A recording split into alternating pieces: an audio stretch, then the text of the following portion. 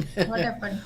Good morning and welcome to Being Your Own CEO. This is Lolan, your host. I got busy putting something in through the comments and let the screen go black. My bad. This morning we're going to be talking about email marketing. So we'll be right back after this.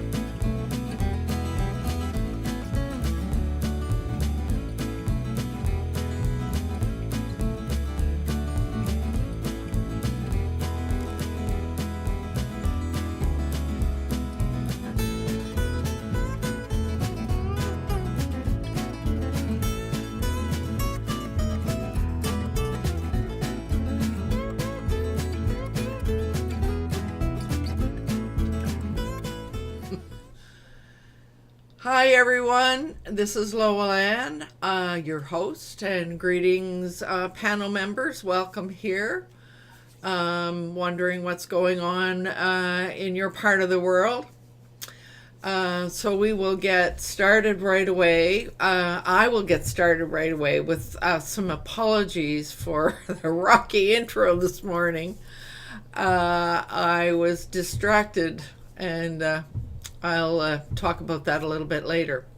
But I will get us started by saying that in my coaching and consulting work, I just love helping solopreneurs who want more from their business. Together, we overcome that feeling of overwhelm and the procrastination that sets in from overwhelm while we bring the business mastery plan into joyful reality. So this morning, let's start with in the order in which people came. So Vivek, would you mind introducing yourself first? Namaste. My name is Vivekanand. I am proud to share my belief with Steve Jobs and Leonardo da Vinci, who said simplicity is the ultimate in sophistication. I aim to bring time-tested wisdom and happiness together into your business and life by unifying, simplifying, and amplifying simple technology and tools. Wake Technology Private Limited is my company. Together, let us wake up our potential. That's my pitch. But in England, and the weather is quite good. It has been raining this afternoon here. It's 5 o'clock here, as per my time, evening. Right on. Yeah. Well, But the temperature has been good, so 20, 22, 23 right on. centigrade. So welcome here. Thank you. Thank you. And Javita, I think you were next. Namaste, all of you. I'm Shubhangi from India. I'm a Reiki master teacher and also yoga teacher. And I'm doing my website reikiamasis.com. Aha. And so is it really hot in Mumbai this morning? I guess this is evening there, isn't it? Yeah.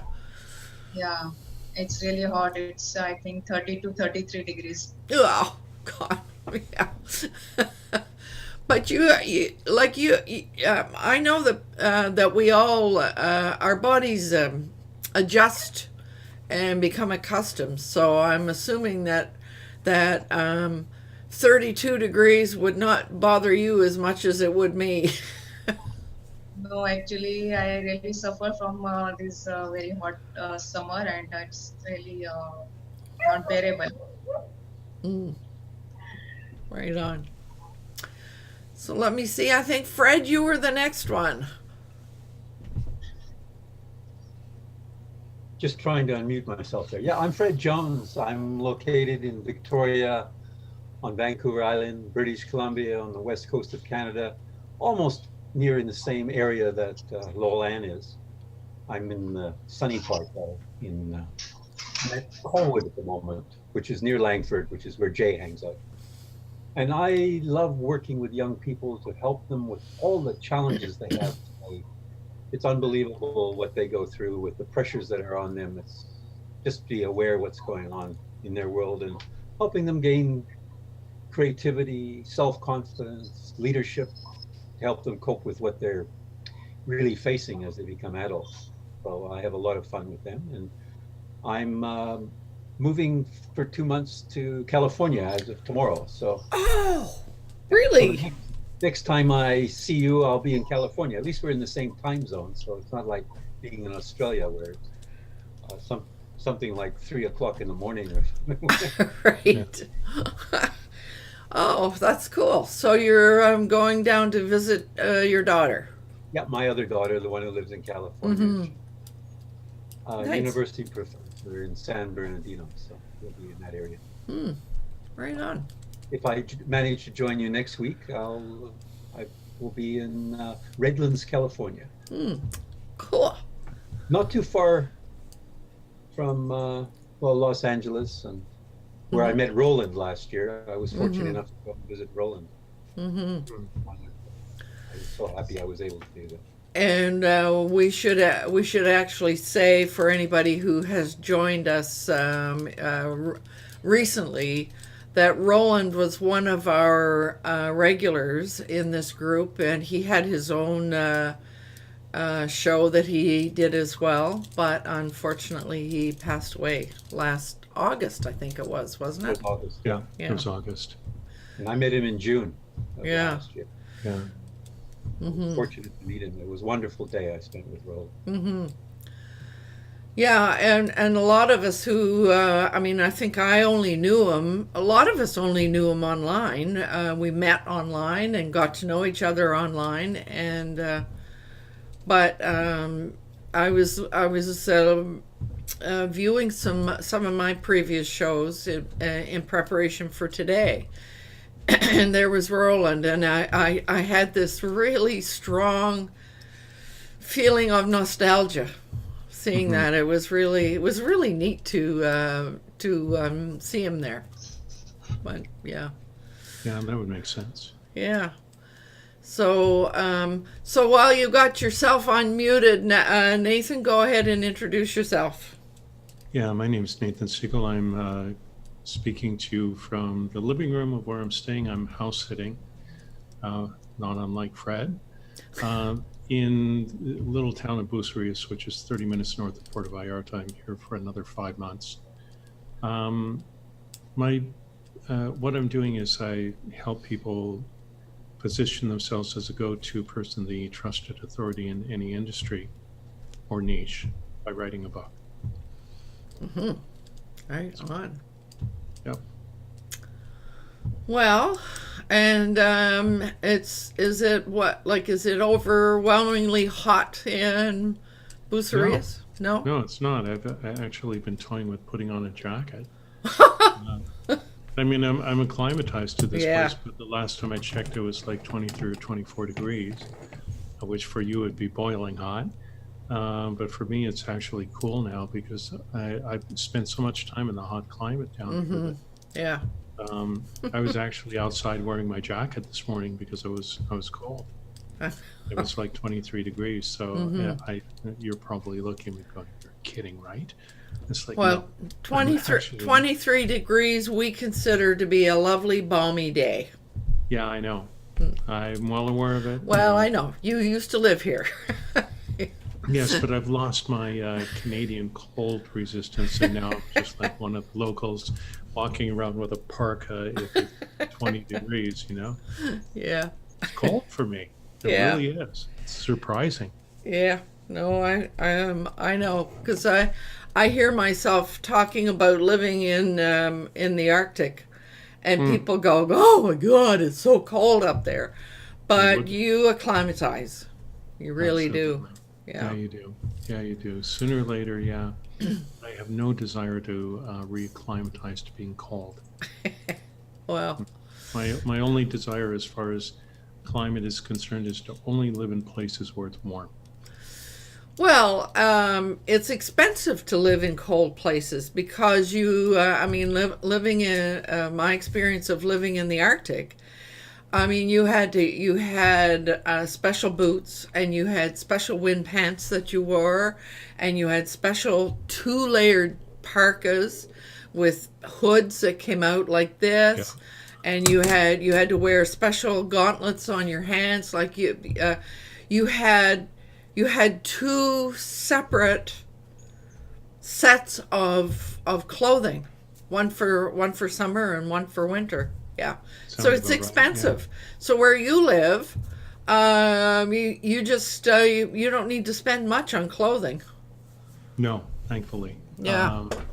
And actually, right now, because it's a little bit it's overcast today, so it's cooler. Showers forecasted. So, I don't even have the fans on right now. I don't need them. Right. Yeah, this spring in this town has been surprisingly cool and actually really nice in a lot of ways. Mm-hmm. So it hasn't hit yet. Oh. It's been nice pretty much ever since I got here, which was on the 26th of April.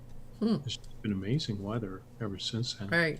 Some warm days, but nothing hot. Mm-hmm. Yeah, Yeah. it's coming. It's coming. Yeah, it's coming. Yeah. Okay, so David, I see you there. How would you like to introduce yourself? Hi, my name is Dave Flannery. I'm with the United Country Stock Valley Realty, Team Flannery, and affordable websites for small business. I'm in Rock Falls, Illinois, and enjoying 70-degree Fahrenheit weather so far today. We had some rain this morning. Supposed to get rain this afternoon. Hopefully we won't get too much because we're in flood stage around here. Getting ready to build an ark. Is your name Noah? Something like that, anyway. Oh dear. The other day it rained, and then I couldn't get anywhere I had to drive about 20 miles out of my way to be able to get to downtown. Oh my word.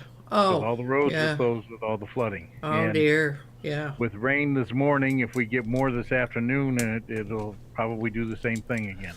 Oh dear. Dear. Yeah. Well, we're all living with something different from what we've been used to. Yep. That's for sure. Yeah. So I'm glad you made it. I see you've got you've got a dark green screen, and everything's looking really good this morning, David. So yeah, well, your efforts. I was supposed to have my background up, but Zoom wants a password, and the one that I've got didn't work, and I just quit messing with it. I actually came in. I drove an hour and a half to a house that my son was looking at. Went through and saw the house and drove an hour and a half back already this morning. And got back just in time for the show. Well, I'm glad you did. I also moderate the chat here, so if we could get a few more responses in there, it would be great. So that we get to keep the chat. I will try to keep up with any websites that are being mentioned and place them in chat. Well, David, we still have not verified the reason that the chat stays with the video recording. Oh, we know it's either the number of comments that are in there or the number of people commenting, or maybe it's both. I mean, who knows? Anyway, thanks for what you're doing, David. Welcome. Yeah. So, Alana, I see you there. Hi, everybody. I made it. I had to race to get home in time for the show. And yeah, it's raining here, cold and miserable, but there you go. Ireland weather. That's why it's green. Alana here, coming to you from Ireland. My website is Empty Nester Blog and ALB Digital Marketing Solutions, where I help people make money online. So yeah, I was away all day today, working with a new client, and yeah, got some stuff taken care of. So yeah, I had to kind of make an exit at 4:45. They were still talking, and I was like, I gotta go, time to go. Where you do this online, or you were downtown? No, there's a meeting place nearby where I live. It's where you can rent desks, and he has his own desk there, and so he's the web designer that I'm working with. So. Right. Well, so I'm glad you took the effort to make it here this morning, Alana.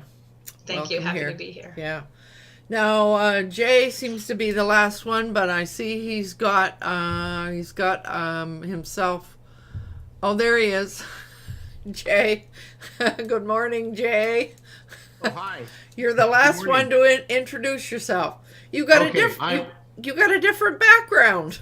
Oh, I'm out of the office because it's such a beautiful sunny day. So I've got my contraption here.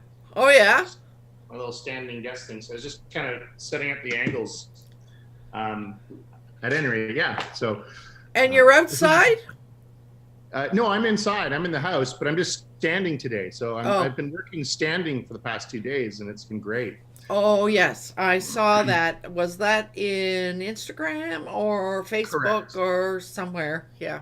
Oh, probably a little bit of both, but yeah, mostly Instagram. I was doing Instagram stories of niches and stuff. So yeah, but, yeah, it's been great to stand. You know, I think I might do a webinar standing. We'll give that a whirl. So see how that goes. Although then I got to drag my lighting out. I don't want to do that. Right. So, at any rate, hi, my name is Jay. My company is Magi Studios, and we help people get started in the world of online marketing through coach, consulting, and training. Happy to be here, hailing from beautiful sunny Langford, where it is balmy 18 degrees, not a speck of wind in the air. Back to you, Lauren. Right on. Well, 18 degrees. My phone says it's 13 here. Well, that's because you're in Victoria. Yeah, I know. Right? Yeah. Next to the water. It's always cooler Exactly. next to the water. Okay. Exactly. Now, I have to get us rolling on our discussion here this morning, because at some stage of the game, I was asking everybody, what should we talk about? And I remember Jay saying, you know, we haven't talked about email marketing yet. So we decided to do that, and we began speaking about a book that a lot of us had accessed, by Mira Cothand. And I've forgotten the title. It's something like 300 tips on email marketing, or some similar to that. Anyway, some of us I have it, and have been reading it. I have to confess, I haven't finished it yet, but it's really well worth a read. But then I started doing some research, and I went in and looked in my 5 years of sessions over the last while, and discovered, yes, we have talked about it twice before. So in the comments area, I put the links to the previous ones. They were, the one was in 2017 and the other next one was 2018. So here we are in 2019 visiting the topic again. So what I am in my marketing for this session, I have gone out and basically said, well, is email marketing dead? So many people think that, as time goes on and social media and all these things that are happening, does it really make sense to be doing all of the exercises that we need to do in order to do email marketing? And basically in Mira's book, she does address that right at the outset. And I guess the question I might throw out to everyone is, first of all, do you have email, and how often do you check your email? Anybody? Well, you mean checking your own email? Yeah, the emails that you receive. Oh yeah, so twice a day for me. So once in the morning, actually 3 times a day. Yeah. Once in the morning, once in the afternoon, and once at the end of the day. Yeah, and that's about similar to what I do. Although it might be more often for me if I'm out and about somewhere and I've got this with me. And if I'm out and about, actually, that's the first thing I do first thing in the morning is my alarm goes off on my phone.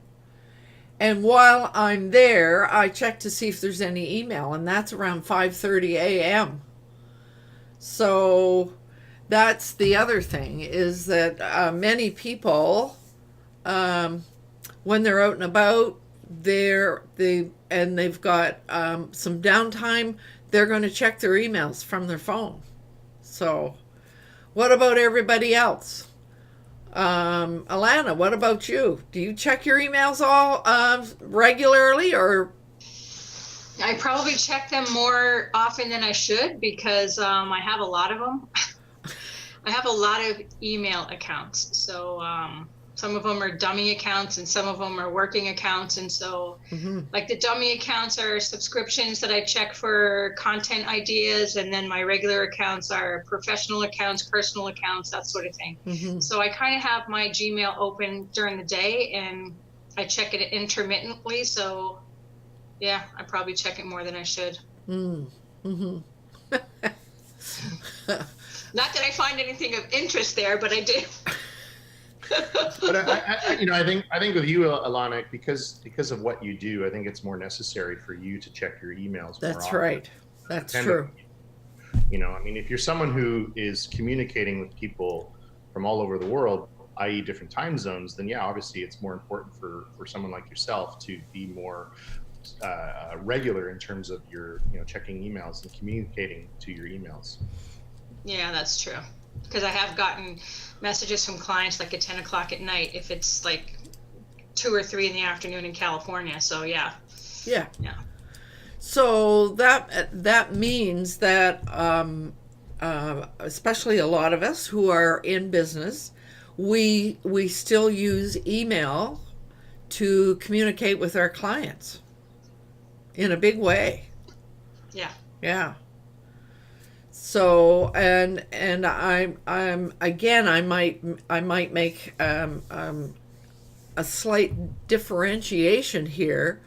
I find that here in Victoria, those of us that connect on a personal level, our friends, my choir friends, and all of those, we tend to communicate with each other using messaging. SMS messaging, because usually all we're doing is sharing short messages. I'll see you here, or I'll pick you up there, or I'll meet you there, or whatever.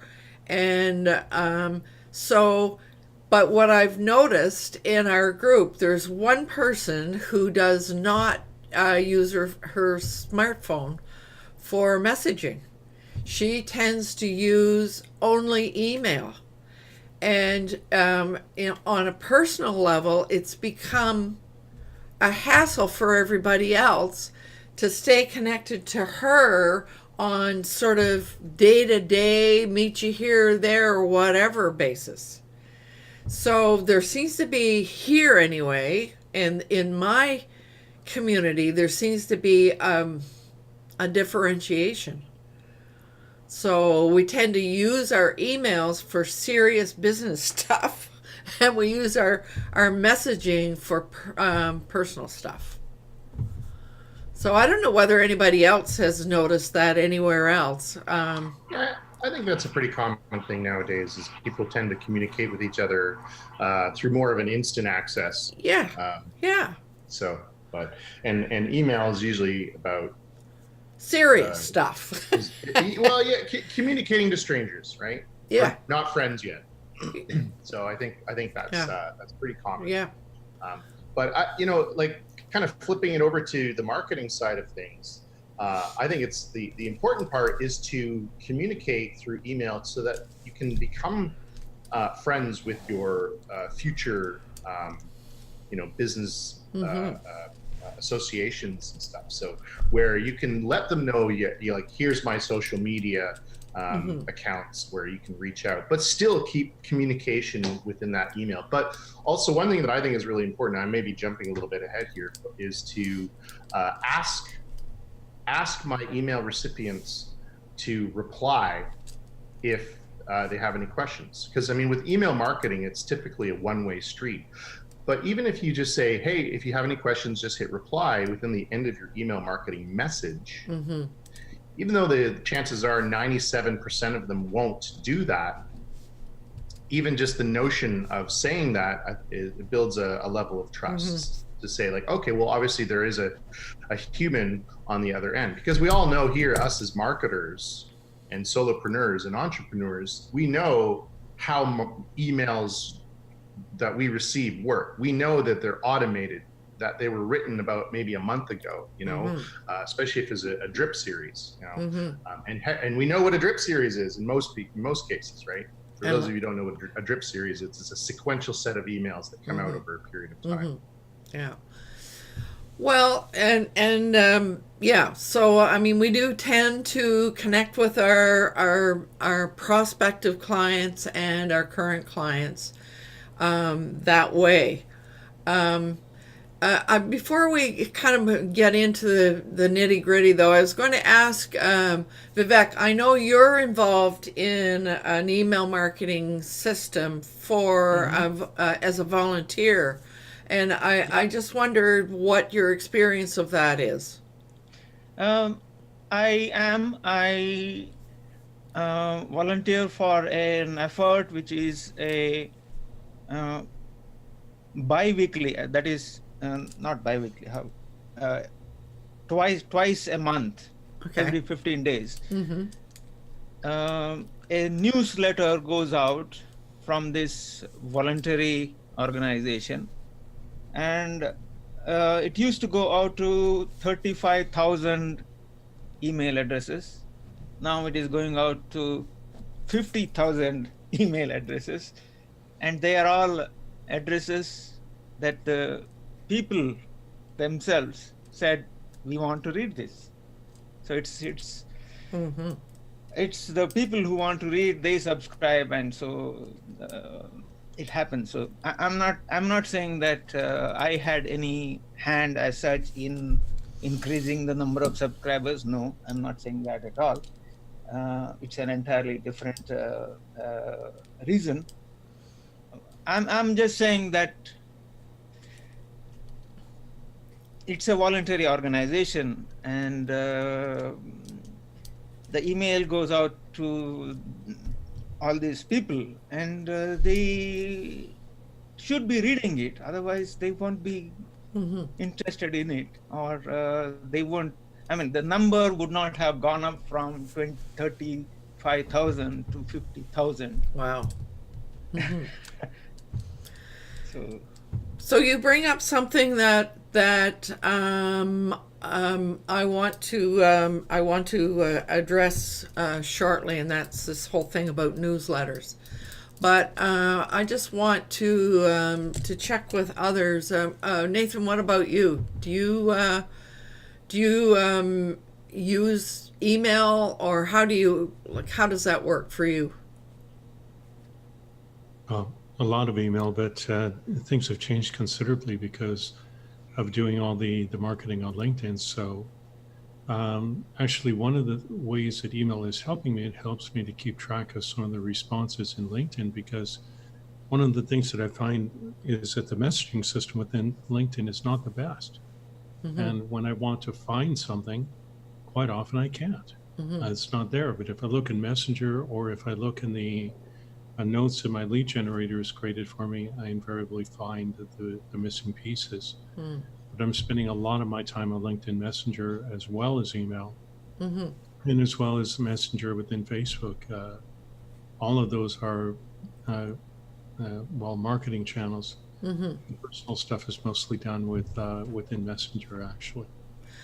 That it's interesting that you raised Messenger, because I use it a lot every day. What's really come up among all the people that I know here in Victoria, they tend to not want to use Messenger on a personal level. Yeah. Okay. Yeah. Oh, well, there is one other thing that I use, but not so much these days, and that's WhatsApp. Down here in Mexico, if you want to connect with somebody, that's one of the very best ways you can do it, through their phone number. And I find that more people down here use WhatsApp than not, but a lot of my Messenger connections are to do with Canada and the United States, not Mexico. It just depends. It depends. Mm-hmm. But I don't use WhatsApp all that much anymore. Right. Well, and WhatsApp is also a Facebook product, is it not? It is. Yeah, Yeah, it that's is. what I It's one thought. of their properties, as far as I know. Yeah. Yeah. Now, Fred, I know that you do a regular newsletter.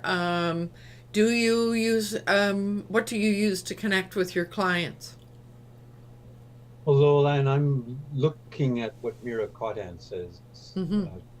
Could use email, because she builds in that book you mentioned, the 300 marketing tips for email or something to that effect. Yeah. She builds a good case why you can be much more successful using email, even though it's the distant cousin, because everybody's talking about all the social media. Mm-hmm. But it does give you some interesting statistics and gives you some good reasons. So I'm been just sending out a newsletter, which is associated with my blog posts. That's all I've been doing. Mm-hmm. And now I want to reach a specific market, more of the home schools, and I say, how do I get to them? Mm-hmm. And that's why I'm going to implement what Mira Cottan is recommending in the book. So it's just been great timing that she just released the book last week. And I'm saying, wow, that's where I want to go. So I made the decision once the book arrived, I said, this is where I'm going to go. So I haven't done a lot of emailing other than the newsletter. Right. But I have what I call a parent's guide, and I've written this a while back, and that's going to be my sort of lead generator to the parents, saying, here's a guide that you can help your children with to cope with these skills, and I'm going to implement that. So that's where I'm at right at the moment. And I really like what Mira says in her book about email, and I've always heard it from other sources as well, that you don't ignore email, like Dean Jackson, who is a marketer that's quite well known. Him and Joe Polish do I Love Marketing, a blog post, and he uses email very effectively and has a course on email as well. I believe emails are, again, Mira gives you some great statistics on how effective it can be and why email isn't something you should ignore. We often go after the latest shiny object, and that's fine, and you can do that. But I think email is a great way to go. So that's what I'm doing. Yeah. By the way, the title of the book is 300 Email Marketing Tips. Thank you. It was 99 cents last week. I think it's $2.99 now for the Kindle version. Right. Okay, so the last person I checked, need to check is David. And I know that you and your wife use email in your business. Yeah, and we've got an email list. We're struggling to keep it up to date. I have a disconnect between when we get a new client in and communicating to them we have a newsletter and getting them to okay getting that newsletter. We're working on it, but as far as checking email, I check it as it comes in most of the time, and I don't have. I have a bunch of stuff that comes in that's I've signed up for, but I don't read. And what I do is those things I just skip over real quick. Anything that I'm interested in, I read. And then at the end of the day and at the beginning of the day, I have a routine where I try to go over the ones that I want to read and get research a little bit more and do that. And then I have my, like support emails and stuff like that that I get. And so. And you monitor several different email accounts as well, don't you? Yeah. Yes, I do. I just I've got on Outlook. I've got 1, 2, 3, 4, 5, 6, 7, 8, 9, 10, 11, 12, 13, 14 accounts that I monitor. Wow. But I don't get email. Some of them I get email once a week on. So it's just a matter of just going through and see if there's a new email. And if there's not, I don't look at it. And some of them I get emails on my real estate. I get emails every 45 minutes, every half an hour, every 15 minutes, and those I have to monitor. So since I'm already looking, I just go through and look at what else has come in and clear it out so that my notification on my desktop is clear. And so when a new one comes in, I know I've got a new email, and then I can bounce over to it real quick or get to it as soon as I can. But with the real estate, I have certain things set up that I've got emails that are from clients or that are I'm paying to get client information on. So I need to access those right away, because if I let them sit, I lose the deal. I mean, it's amazing. If I answer within 2 minutes, the success rate compared to answering in 10 minutes, compared to half an hour, compared to the end of the day. Right. I mean, if I wait till the end of the day and did it once at the end of the day, I would have, I'd probably have a 1% conversion, maybe a half a percent conversion rate. So strike when the iron is hot. Yes. Right? No kidding. If I can get it within 2 minutes, I've got about a 20% chance of converting. If I wait longer than that, it drops to 10 very quickly, and then it goes down Zoom and right. At that. Yeah. Very seldom does it. Even if I answer it in a way that tells them, okay, I am doing this with another client, I will get back to you in a certain amount of time. I have to make sure I do get back in that amount of time. Right. That even works. That they know that They got your attention. They know got my attention and know that I'm going to get to them. Yeah. And that works quite well. So what I'm hearing is there's a difference between marketing, our activities in terms of marketing, and actual client. What's the word I want? Taking care of clients in a timely manner. So I have another question for everybody. how many emails do you have in your inbox? And do you subscribe to this whole concept of inbox zero?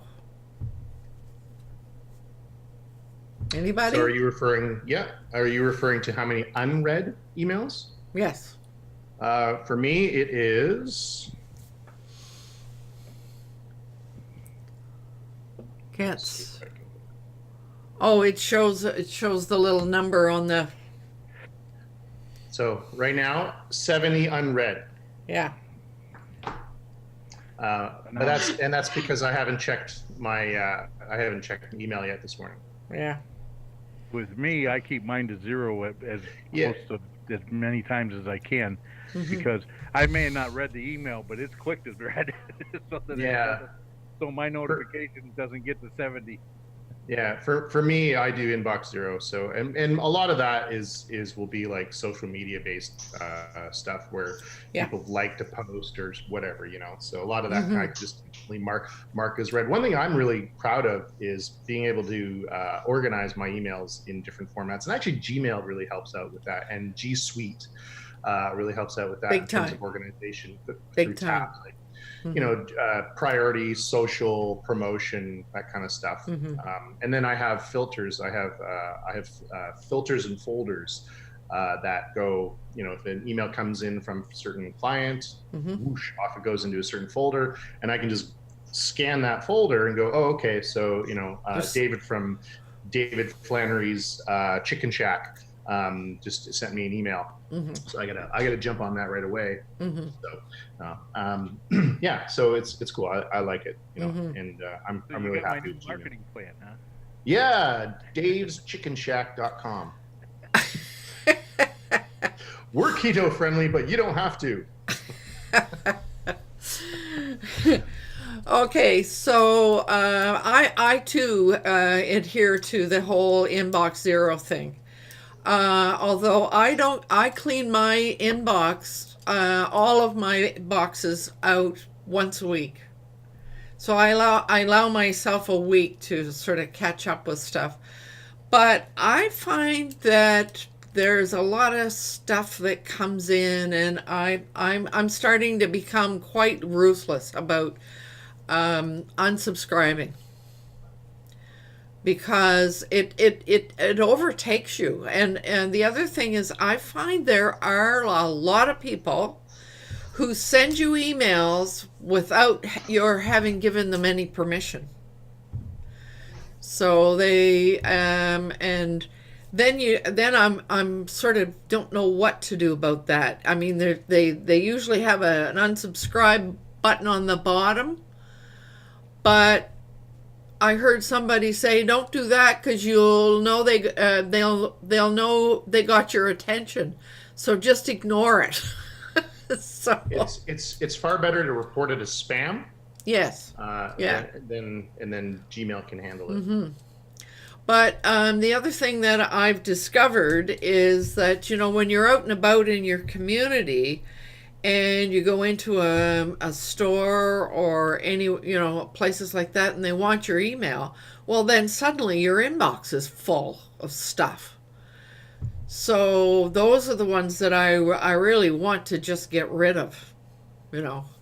So, and you're right, Jay, the fact that Gmail or G Suite will separate those out for you. But sometimes things kind of get skewed, because, you know, as I'm setting up my course that sends out automatic emails, etc., I found a bunch of things in my spam. So, you know, we really need to check that out every now and again and make sure that you're not missing something that's really critical.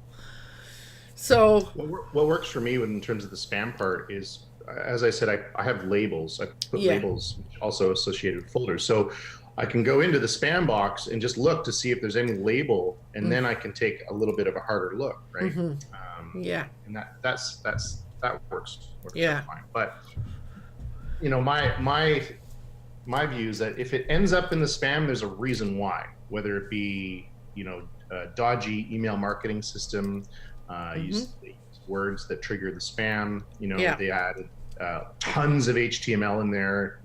There's a variety of reasons. Yeah. I would like to hear Alana's view on the inbox zero, because when I showed my number, she started laughing. So I want to know. I would like to hear her number personally. It depends on which account, okay? But my Gmail account, which is my personal account that I even have clients, if clients really want to get in touch with me, I'll say send it to my Gmail account because I'll see it straight away. So I'm looking at my inbox right now, and I have 19,568 unopened mails. And those are just the unopened ones. That's not like total what's in my inbox. It's in the probably 50 to 100,000 because I never dump anything. So, yeah, not good.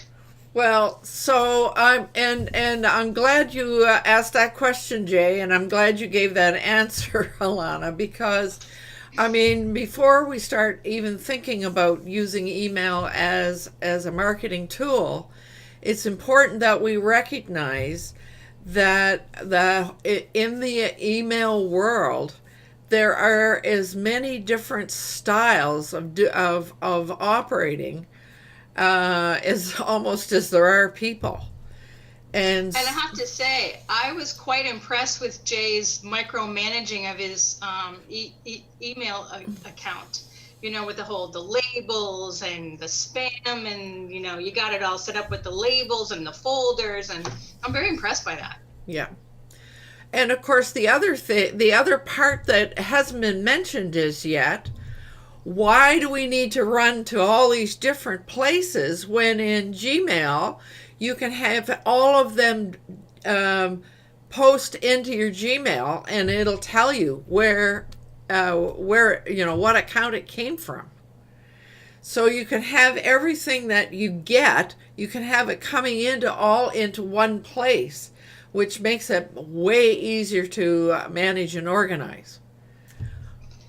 Does that actually work for like all mail accounts? Yes. I mean, I haven't tried that. Yes. I mean, yes, I have it does. a ton of mail accounts, and it would be great if I could get them all into the one, but Yeah. I never tried. Yeah. That's one of the advantages of G Suite. Yes. Can you only do that on G Suite, or can you do No. When you do that, and even the free Gmail allows you to do that, but in free Gmail, I think one of the features that is missing is if you try to respond to an email from another account, then it will go out with your Gmail ID. Whereas in G Suite, you can set it up so that when you respond, it goes out as if you responded at that address. Yeah. For which, I mean, the person at the other end sent you an email to a particular address. That address appears in their reply from this address, not your other Gmail address. So the one reason I haven't switched over to my Gmail or G Suite email with everything is that it doesn't notify me. It'll send me a message for a second or two or 10 seconds that I got an email. But if I'm not paying attention, or if I happen to be out of the room for a second, I don't have on my taskbar a notification that I've got a new email. Whereas with Outlook, I got a notification that an email has come in. It doesn't tell me which account, but I know that there's a new email, so I can click to that real quick. And I've figured out how to get G Suite to do that. If I could get it to do it, then I'd be having everything in G Suite instead of Outlook, because Outlook is not my most favorite. No. You said it, David. You need to get out of Outlook. Well, I need that notification because, like I said, I can't every time. It gets rather difficult if what you're doing is checking your email every 10 minutes or every 5 minutes. I need that notification on my taskbar that I've got an email. And I don't know how to I think you haven't really explored the G Suite features. Okay. But I guess I think we are. Yeah, that's going off topic. Okay. But I wanted to start us out there just to get that, to bring home the fact that we all use email in some way. And so I mean, in terms of it being a marketing tool, or a marketing marketing tool, there's like every year we've asked that. I mean, that same question comes up over and over, and here we are in 2019, and we're still saying email is not dead. We all get it and use it and respond to it, etc., etc.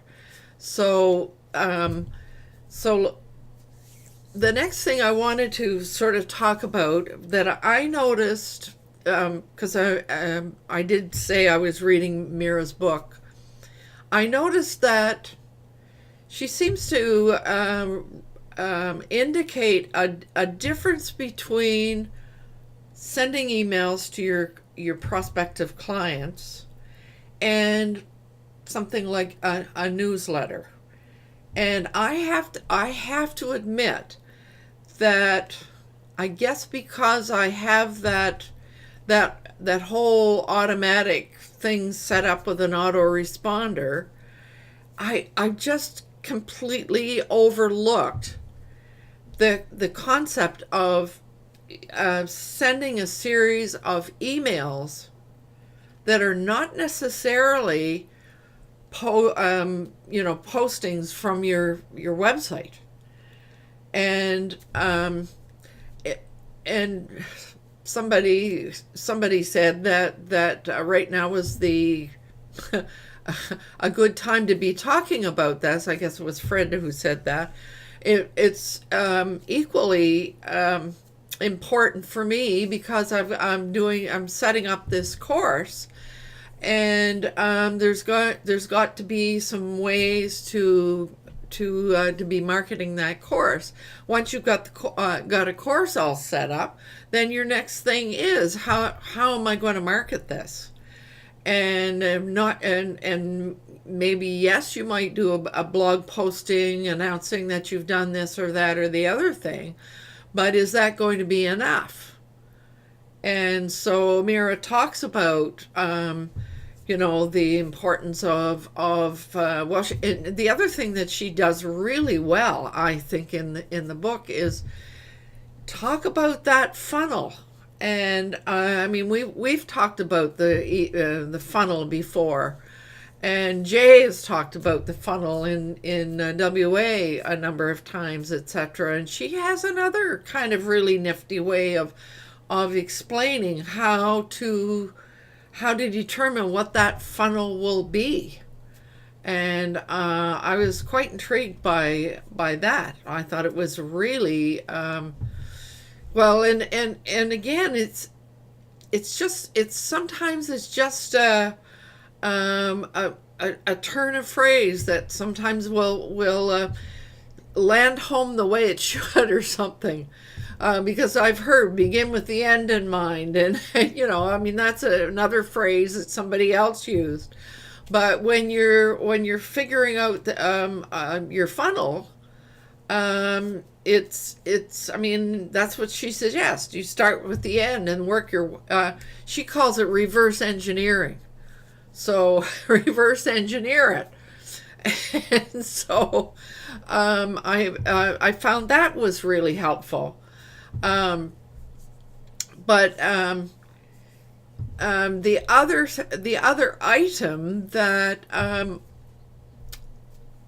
I suppose we may have even talked about this over the years, and that's that lead magnet thing. What is a lead magnet, and how do you make that work, and what should it say, and how do you make use of that lead magnet? And I mean, she addresses all of that as part and parcel of that whole funnel but also, I mean, that's how you gain you get people to sign up to your list. So there's a lot of steps in there. So let's just talk about that whole business about sending out emails and having a lead magnet as opposed to, in addition to, having your blog posts go out once a week or whatever. How does that work for everybody? Well, I can jump in if no one else. Go ahead. Okay, all right. Yeah, so I mean, I can actually show a mind map. You stand by. That's your funnel, right? Just a funnel example. Actually, I was working with a student last night, and we kind of went through a funnel. We built a little, because one of the things that we were talking about was doing, email marketing as a funnel here. Let me just kind of make one. There we go. Okay, shall share.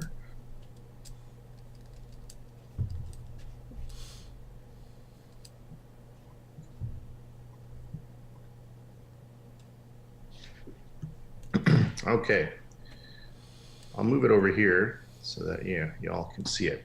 Okay, yep. So looking at the top one, so blog posts. So that's basically all of your blog posts, right?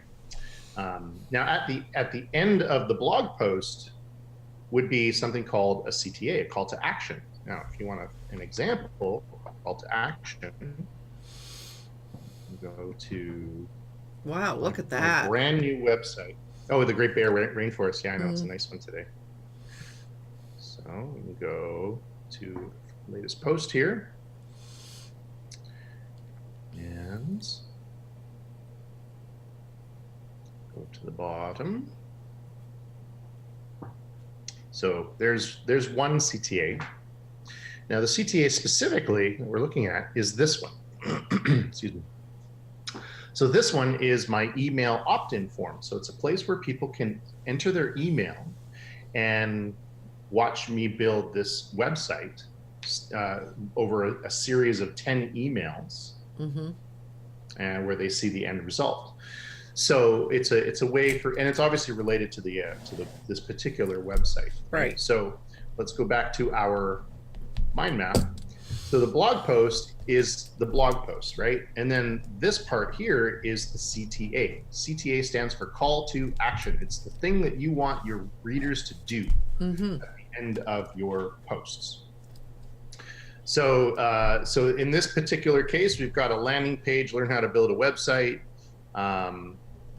where they opt in, right? So now there's two types of there's two types of ways to do a lead magnet. There's one where you can have the lead magnet just like this, where it's the actual opt-in form at the end of each blog post. Okay, and this can actually be accomplished depending on your WordPress theme. This can be accomplished by setting it up in a widget position in your website's theme.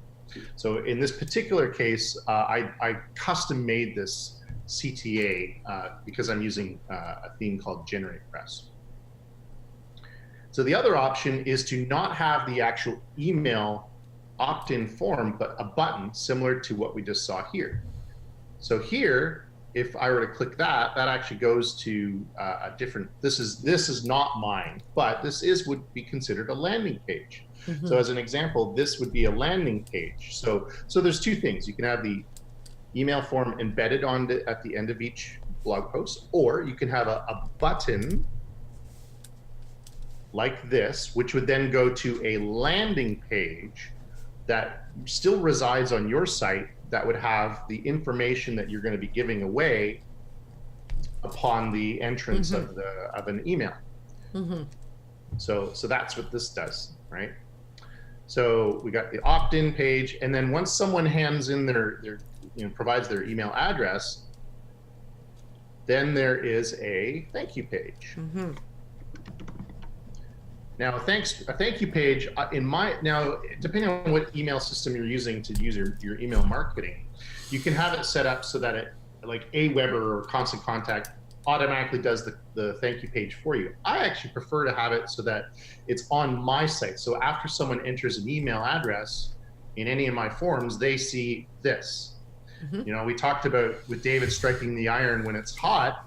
This is what I want to do, because I do something called a double opt-in. And what a double opt-in is, it's where they have to when they enter their email, they have to now go check their email and click a button to make sure that they're a real person. Right. Now, this is done to ensure that you don't have any spam bots sign up to your email list, which would then increase your monthly cost of your email list. Mm-hmm. So what I do here is this says, hey, thanks for signing up. First email is on its way. Now, all you need to do is click on the email that I just sent you. Here's a screenshot of what it will look like and what the link will look like. So I'm providing an actual image as to what the email is going to look like. This is done to simply verify that you're a real person and that you are committed to take this course. I'm excited to get to know you and am confident that you will enjoy the entire course. And then, you know, that little signature there. So then they go and check the email, click on the verification, and then the first email goes out, right? And that's your basic email marketing funnel, is have a CTA or an opt-in form at the end of your blog posts, or have it go to an actual landing page. And there's obviously pros and cons with each, right? Yes. The pro with having an actual landing page is you can then throw ad money at a landing page. So you could do like a Facebook ad campaign where it goes boom right to a particular landing page. I'm of the opinion I would rather throw money at a blog post in terms of an ad. This way it pre-sells them a little bit better, in my opinion, right? Because then it's very passive, right? It's like they read the blog post like, oh, cool, okay, awesome. And then they see that opt-in form at the end, and they're far more likely to convert that way.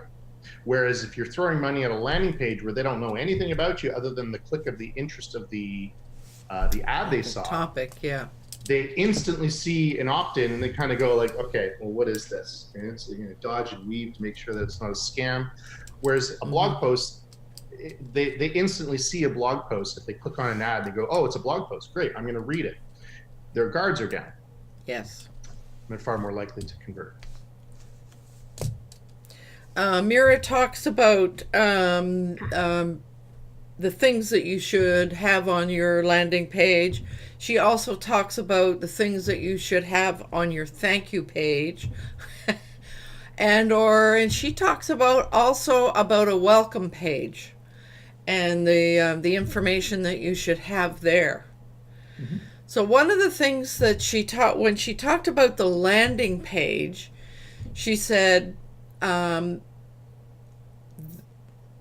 when you're posting things on social media, you should use the URL for the landing page as opposed to your home page when you're marketing in social media. And I thought, oh yeah, that would be one good usage of a landing page for sure.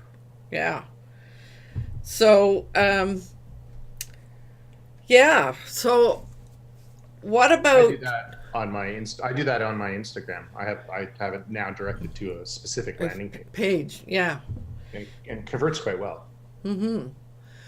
So you're saying that yes, you can begin by using a blog post as where you begin, and I mean, really, is there any difference between a newsletter and sharing a blog post? What's the difference?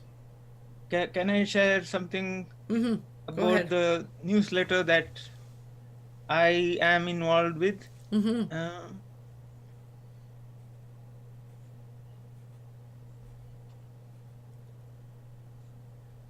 So I'm showing you the email that goes out to, now it goes out to 50,000 people. And this is the actual email that I received. And this is a video link. Right. This is a link which, if you click on that, it takes you to a registration form so that they can register. And this goes to a blog post. There are many links like that. This one goes to another post, another another page on the website. It goes on like that. So there are lots of images, lots of videos, pictures, and the other aspect we are currently battling with is this aspect.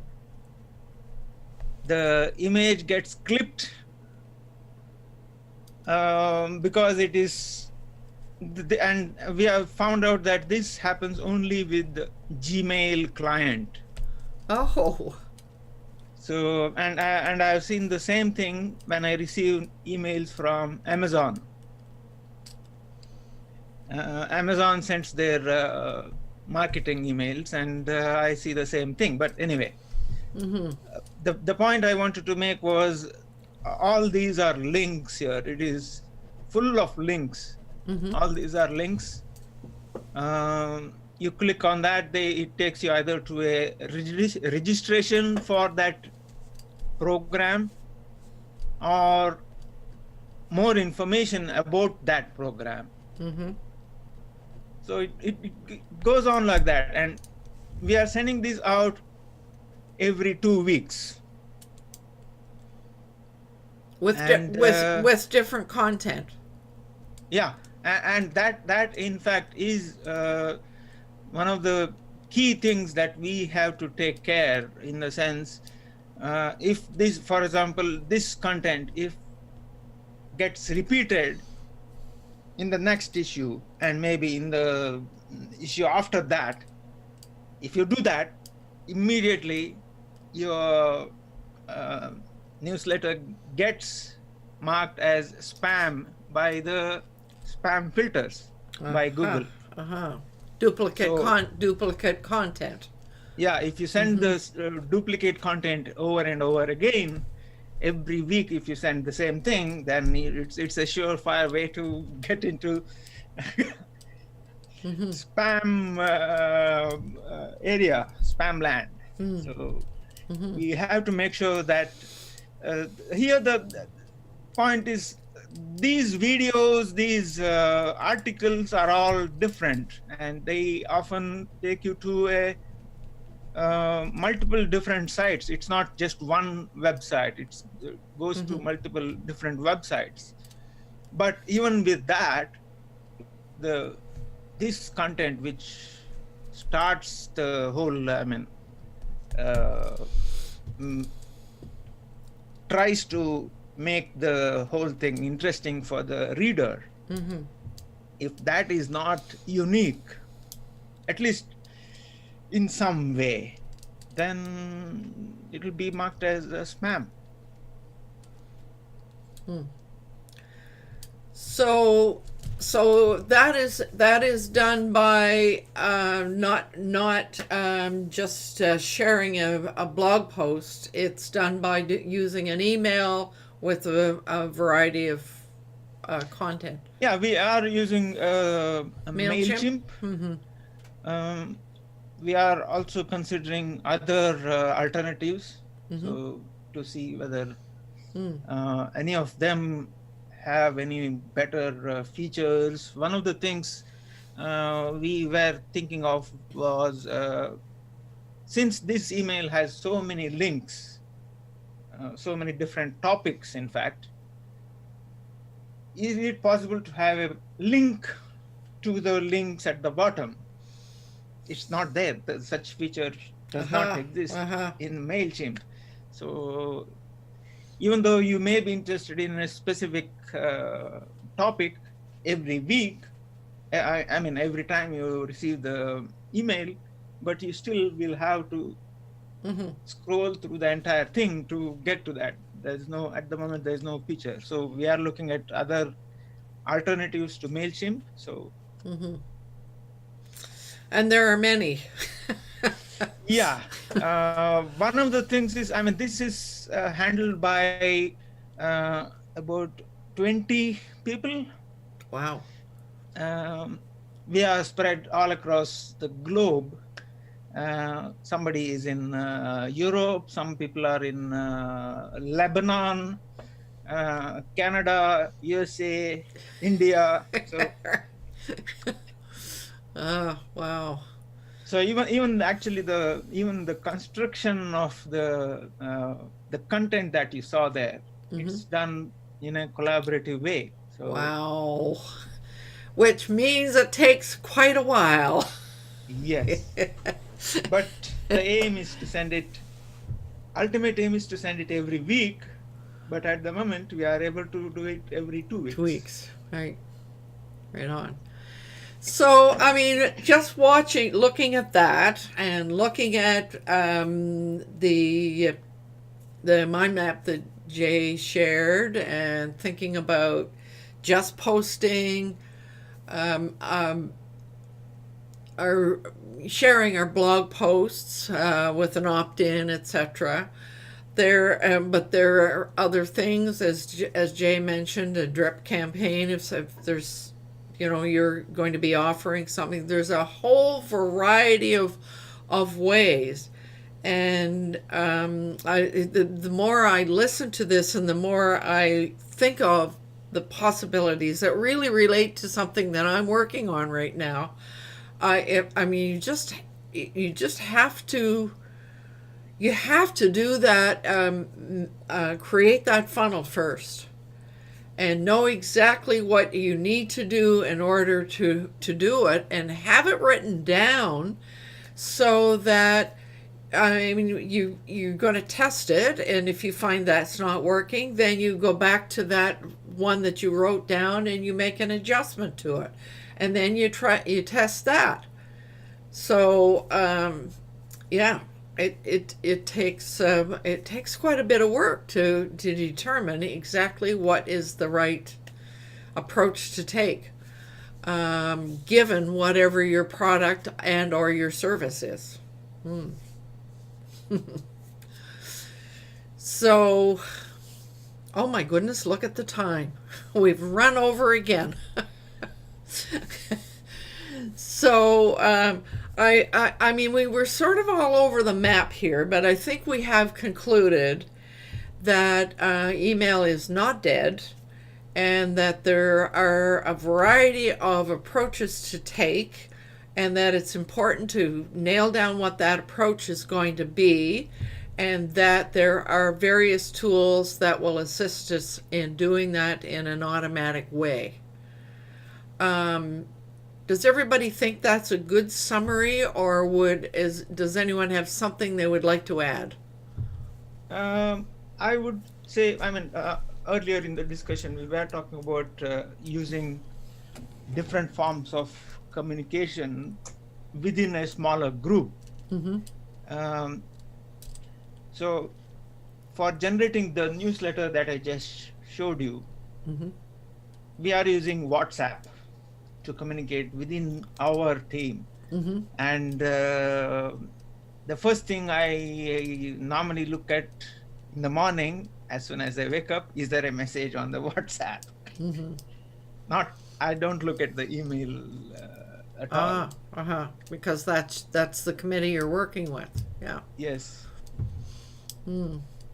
The other one last item that I realized that I wanted to draw reference to, Mira does talk about it as well, is the importance of keeping your list, your email list, keeping it clean, and segmenting it in various ways, etc., etc. And that might be a good topic for the future, to talk about our lists and what we do with them and how we manage them. So, David, you're waving. No, you just unmuted yourself. Fred is saying goodbye. Oh, oh, yeah. My little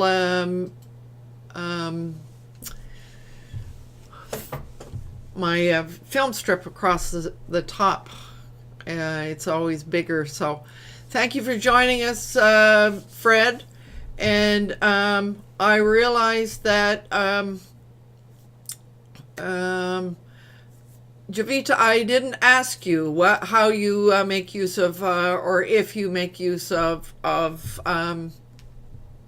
email marketing. Is that something that interests you? Yeah, of course, I'm using email marketing, but not on a very big scale. Mm-hmm. I have a very small email list, and I'm not very regular about that. But yeah, I'm getting good response with it. Uh-huh. Right. So, thank you, everyone. And I have a couple of people who've dropped away because we've gone over, and other people have commitments.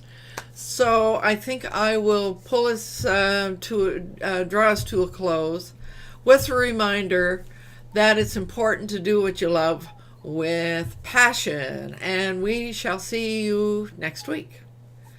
So I just have to say what I do.